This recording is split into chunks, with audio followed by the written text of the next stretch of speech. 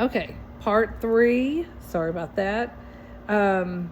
What I was talking about right before I cut out on the part 2 video was the data that the school board members had asked the superintendent if he could provide data as to whether this was effective, the vape detecting system was effective or not in other schools. And he did talk about schools that did have these. Those, some in Brazoria County, the same county that we're in. He talked about how some had a variety of different types of systems that were similar to these, similar, a little bit different, that they did notice that there was an increase in alarms, but then that was to be expected, and there was a decline in the number of kids that they found that were vaping. So, and at the end of the day, it's what he was saying is it is being effective. They do at the beginning, they'll have a lot of increase of alarms, which is kind of common sense because kids don't realize that this is going on. So you're going to have these things constantly going off. And then that will slowly start decreasing as some of these kids, it deters some of these kids from doing this.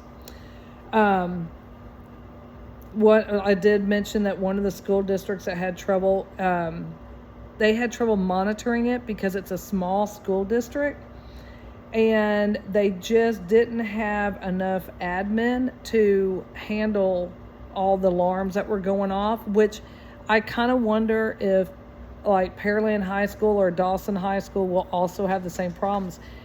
Their numbers are staggering. Okay, I know this just because I know kids that are over there. I know staff that are over there. I know parents have kids over there.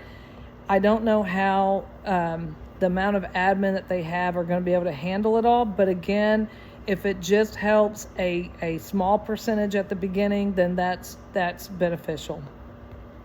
The idea is not to the superintendent did say that the goal is not to increase punishment. The idea is to help educate, protect their health, to deter a large number. They said that right now the situation is unmanageable due to the high numbers. They also talked about wording, and you'll see that in the clip. Instead of if a student is caught with certain substances, that they shall be expelled from school. They're wanting to change that to may be expelled from school. And again, everyone has their opinion on that because they're wanting to help these kids instead of just send them away. But is that going along with the slap on the wrist comment that the other board member made about the lack of accountability on their discipline? And that's what he was most adamant about, is their discipline. He wants it worded, he wants it defined, and he wants the administrators of all these schools to stick to it. So there is accountability for that.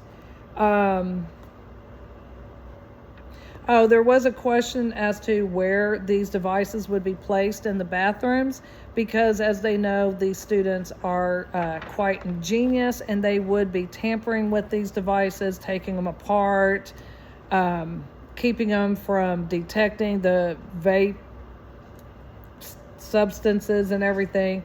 And so they said that they would be installed in places where the students would not be able to tamper with them. I don't know if there's any place in the bathroom that would be, that would happen, but I don't know. I think the kids are going to find a way to tamper with them all. Let's see. I think that's about it on that.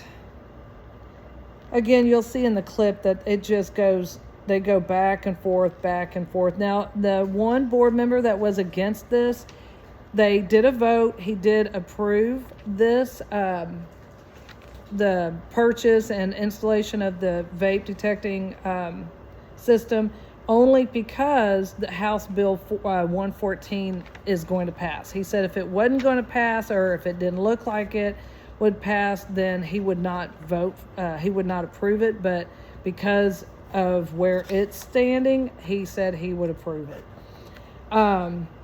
They also did say that parents don't seem to be aware that their kids are vaping, so this would actually help to educate parents as well on the fact that their kids are vaping, that they're planning on putting signs up. They're going to inform parents and students through Skyward to make sure that everyone knows that this isn't a surprise attack.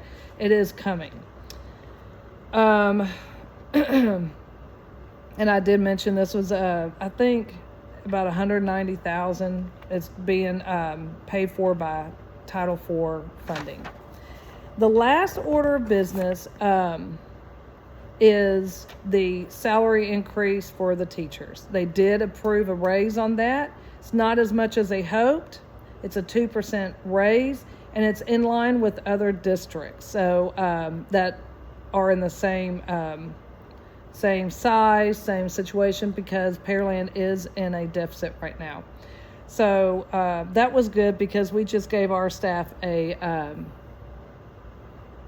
I believe a 3% raise. So our salaries don't compete with that of the public school, but we were excited that with our little budget that we were able to give the pay increase. I was excited to hear that the teachers were getting somewhat of an increase in their pay.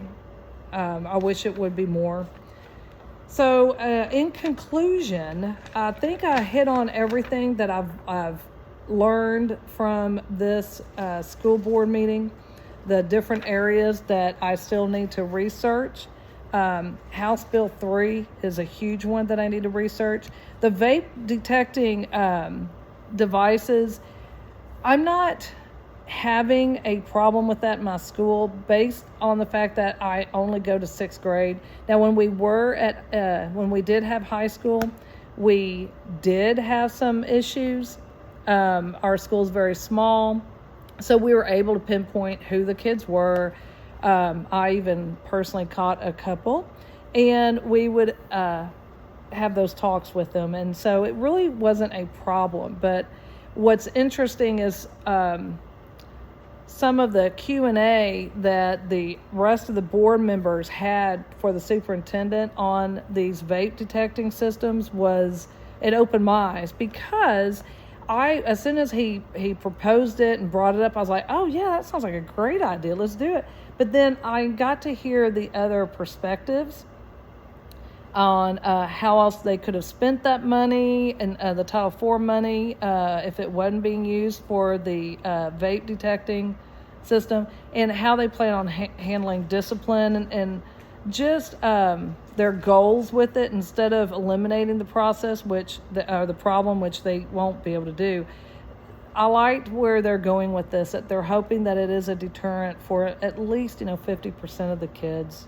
It may be less than that, but it's still better than what's going on right now, because this is definitely a huge problem right now in, I think, all school districts. So it was good to see that Pearland is trying to handle this, because the parents that I know with kids that are in Pearland High School, they don't feel like the school's doing enough, or they're trying. And I heard, and I hope more parents heard the video recording of this school board meeting, because I know they did record it, but they would be able to hear the passion and all that the entire school board is doing to help with this. Even the one school board member that was against the purchase of these vape detecting systems, his reasons were valid. What are you going to do with this? Are you going to have 15, 20 kids in the bathroom doing this, and what are you going to do when they all take off running? How are you going to know which kid it was that was doing it? You don't have cameras in the bathroom watching this. So I see where all the problems are going to be as well. So this was good. I think that's all that I have for my reporting on what went on during the school board meeting. So what follows is going to be the clips of each segment that I discussed in one long recording. I'm going to break it up and try to take out some of the stuff that's not good, but it's just going to be, the rest is going to be the recordings. Thanks.